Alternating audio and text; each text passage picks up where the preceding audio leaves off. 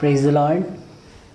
मेरा नाम शिव शंकर तिवारी है और ये सुंदर समय जो परमेश्वर ने मुझे दिया है कि मैं उसके उस महान नाम की, जीवते नाम की महिमा कर सकूं। मैं अपनी गवाही आप लोगों के सामने शेयर करूंगा। मैं एक पंडित परिवार में पैदा हुआ।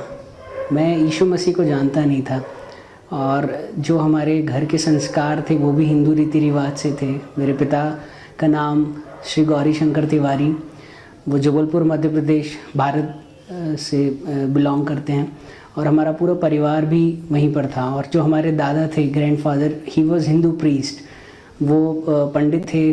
कथा कराना, हवन, यज्ञ, यही सब कुछ मैं बचपन से देखकर पला बड़ा हूँ। और बचपन से मेरे अंदर एक, जैसे ही मैंने थोड़ा होश संभाला, मैं बड़ा हुआ, मेरे अंदर एक सवाल था कि मेरे इष्ट देवता कौन है। बिकॉज हिंदुओं में there are 33 crore gods and goddess, 33 crore देवी देवता हैं।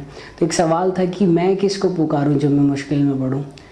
तो मैं अपने दादा से पूछता था जो कि पंडित थे, और वो कहते थे कि तुम महाशिवरात्रि को पैदा हुए। महाशिवरात्रि इज़ अ फेस्टिवल जब एक लॉर्ड शिव हैं हिंदूज़ के, उनका जन्मदिन होता है। तो उस दिन मेरा जन्म हुआ और इसलिए मेरा नाम भी उन पर रखा गया, शिव शंकर तिवारी। तो दादा ने कहा कि आप उनकी उपासना करें, उन्हें वर्शिप करें, और मैंने उनकी बात को माना।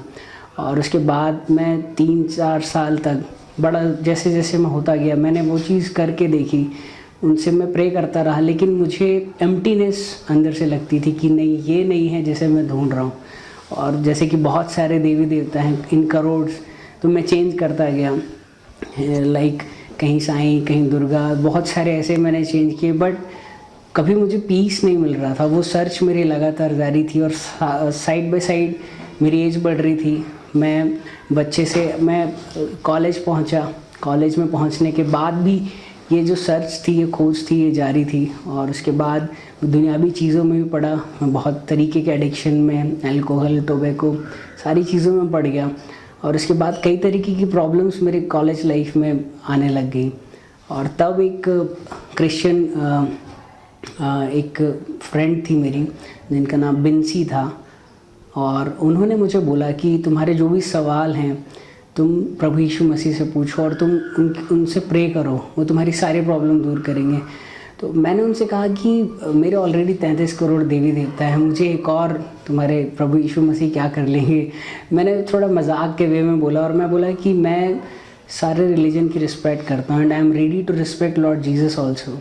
लेकिन अगर तुम सिर्फ ये चाहती हो कि मैं सिर्फ प्रभु यीशु मसीह को रिस्पेक्ट दूँ और अपने गॉड्स एंड गॉडेस को भूल जाऊँ, अपने रिलीजन को भूल जाऊँ, मैं बोला this is not possible for me. So indirectly मैंने उसके उस प्रपोज़ल को रिफ्यूज़ किया। मुझे समझाने की कोशिश कर रही थी, मैंने बोला कि ये पॉसिबल नहीं है। फिर उन्होंने भी मुझे फोर्स नहीं किया, उन्होंने वो बात वहाँ ख़त्म करी। और इसके बाद मेरी कॉलेज की पढ़ाई पूरी हुई और उसके बाद मैं इंडिया के बहुत अच्छे हॉस्पिटल, इंद्रप्रस्थ अपोलो हॉस्पिटल में मेरी जॉब लगी। और जब मैं जॉब कर रहा था उसी दौरान अचानक मेरी जो तबीयत है वो ख़राब होना शुरू हुई। और मुझे इतना वो दिन आज भी जब मैं याद करता हूँ तो मेरे रोंगटे खड़े होते हैं। वो दिन बहुत ही बुरे दिन थे, लेकिन परमेश्वर की महिमा हो कि उसने उस बुरे दिनों को भी मेरे जीवन के सबसे खुशनसीब दिनों में बदल दिया जब मुझे प्रभु यीशु मसीह मिले। मेरा 10 से 12 किलो वेट घटा और मुझे स्किन में इन्फेक्शन हुए, आज भी कुछ निशान हैं वो बाकी हैं, और पेट में इन्फेक्शन हुआ। और मैं मेंटली भी बहुत ज़्यादा डिप्रेस रहने लगा। अगर किसी को डॉक्टर कह दे कि आप 1 महीने में मरने वाले हैं, तो उसकी जो प्रॉब्लम है, उसका जो पेन है, उसके इवन पेरेंट्स भी नहीं समझ सकते एक्सेप्ट लॉर्ड। तो मेरी हालत भी यही थी, मैं रात रात भर रोता था और मेरे अंदर एक सवाल होता था कि मैं मरने के बाद कहाँ जाऊँगा, आई गो टू हेवन और आई गो टू हेवन हेल, मरने के बाद क्या होता है। बहुत डर था मेरे अंदर और मैं सबको देखता था, सब हंस रहे हैं, खेल रहे हैं, खुश हैं, लेकिन मेरे अंदर कोई होप नहीं बची थी। मुझे सिर्फ फियर एंड फियर मेरे अंदर समा गया था। और उसके दौरान ही जब मैं बहुत जगह गया, मैं अजमेर शरीफ भी जा चुका, मैं कई गुरुद्वारे गया, मंदिर, कई जगह गया, मैं मुझे कहीं भी छुटकारा नहीं मिल रहा था, कहीं भी मैं चंगाई मुझे नहीं मिल रही थी। फिर वही फ्रेंड जो मुझे कॉलेज में, जिन्होंने मुझे पहली बार यीशु मसीह के बारे में बताया था, उनकी भी जॉब फॉर्चुनेटली प्रभु की सोवरेन विल में उसी हॉस्पिटल में लगी जहाँ मैं काम कर रहा था। और उन्होंने उस वक्त मुझे बोला कि आप मेरे साथ एक जगह चली है जिसका नाम है जीसस कॉल्स प्रेयर टावर, जो कि उस समय जनकपुरी दिल्ली में था। उन्होंने बोला कि आप वहाँ मेरे साथ चलिए, वहाँ कई मिरेकल्स होते हैं, कई लोग मौत के मुंह से बाहर आ जाते हैं और अद्भुत रूप से हीलिंग्स होती हैं। तो जब इंसान मरता है, मरने वाला होता है, तो वो सारी चीज़ें ट्राई करता है, तब ये रिलीजन सामने नहीं आता। फिर तो ये होता है कि आप मुझे कहीं भी ले जाओ, बस मेरी जान बचनी चाहिए। तो मैंने भी सिर्फ एक्सपेरिमेंट वे में कि मुझे बचना था, मैं ट्राई करने के लिए गया। मैं बोला ठीक है, मुझे कहीं भी ले चलो, बस मेरी जान बच जानी चाहिए। और तब वो मुझे लेकर गई जीसस कॉल्स प्रेयर टावर।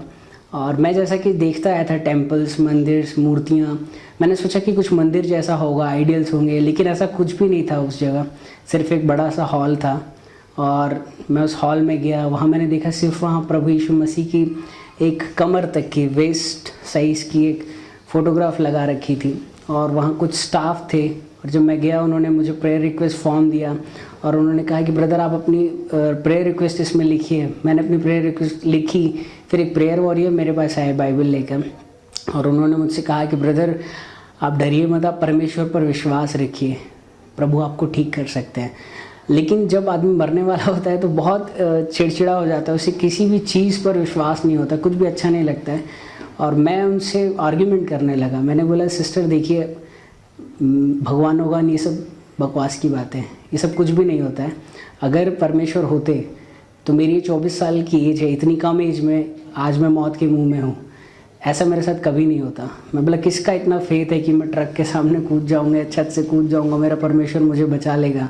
ये तो सिर्फ मन की एक पीस के लिए लोग ऊपर देखते हैं कि हाँ शायद कोई ऊपर बैठा होगा, लेकिन किसी ने नहीं देखा उसे। और इस तरीके से मैं डिबेट करने लगा और डिबेट करते करते आज ऐसा, उस समय अभी लग रहा था कि 5 मिनट है, लेकिन अभी जब मैं रिकॉल करता हूँ तो वो 1 घंटे से ऊपर का समय था। और जब आधा घंटा हुआ था उस कन्वर्सेशन में, तब मुझे ऐसा फील हुआ कि मुझे रोना है।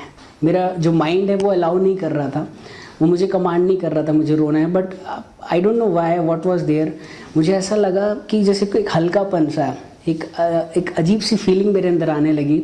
और मैंने अपने उस फ्रेंड को बोला, बिंसी को, कि देखो पता नहीं क्या हो रहा है, मुझे रोने का मन कर रहा है, मुझे रोने का मन कर रहा है, पता नहीं क्यों। और मैंने 4-6 बार ऐसा बोला और मैं तो रोने लग गया और मैं फूट कर रोने लग गया। मैंने इसी दौरान देखा कि जो मेरे फ्रेंड थे वो भी रोने लग गए। तो मुझे ऐसा लगा शायद मैं मर रहा हूँ, इनसे मेरा दुख देखा नहीं जा रहा है, इसीलिए ये रो रहे हैं। लेकिन उसके बाद और अद्भुत बात ये थी कि जो प्रेयर वॉरियर थे वो भी रोने लग गए।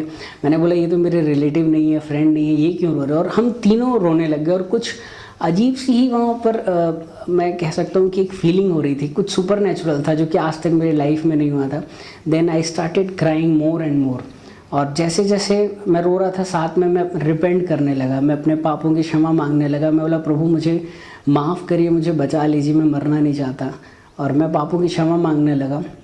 और जैसे जैसे मेरे आंसू निकल रहे थे, मैं इस चीज़ को फील कर सकता था कि मेरी जो बीमारियां हैं वो मेरे आंसुओं के साथ मेरे शरीर से बाहर जा रही हैं।